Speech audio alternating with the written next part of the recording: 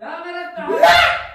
إنما هتحبسيني في البيت؟ هتحبسيني؟ ايوه. من هو هذا؟ هذه مرتي. يا مرة ما يا مرة افتحي. ما هذا غنمه. أنا متزوج بغنمه. قربوا طلاق ما تدي خطوه. يا مرة أنت دارية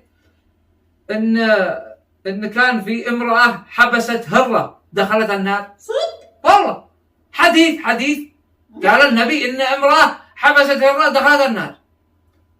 وأنت حبستي مولعي.